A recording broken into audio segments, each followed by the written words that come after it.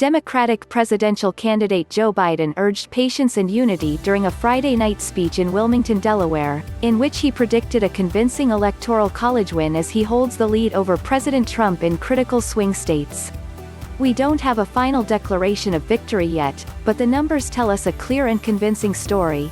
We're going to win this race," Biden said to a socially distanced group of supporters gathered in vehicles in a parking lot, predicting that he'd wind up with more than 300 electoral votes.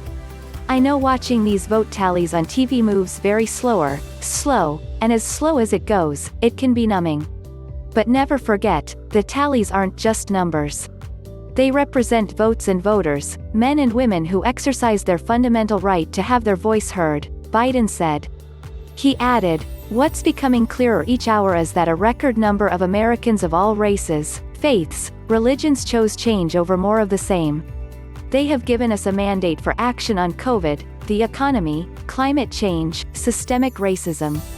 Biden said, "We have to remain calm and patient as the process works out as we count all the votes. Your vote will be counted. I don't care how hard people try to stop it, I will not let it happen." In a call for national unity, the Democratic candidate said, "We're not enemies, we're Americans. We have to put the anger and the demonization behind us. We don't have any more time to waste with partisan warfare."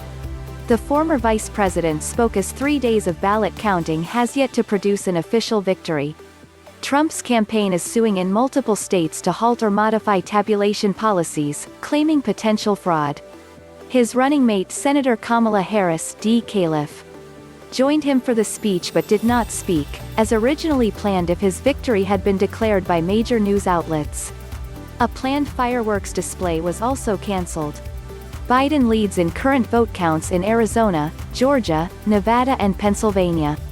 If those leads hold, he would win the Electoral College in a decisive 306 to 232 vote. Biden is ahead of Trump by 27, 130 votes in Pennsylvania, 29, 861 votes in Arizona, 22, 657 votes in Nevada and 4,020 votes in Georgia.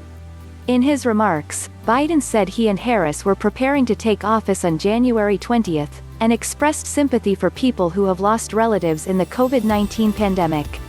"I want people to know we're not waiting to get work done and started the process. Yesterday, Senator Harris and I held meetings with groups of experts on public health and the economic crisis this country is facing," he said. "But the margins are thin across the battlegrounds and many ballots remain to be counted."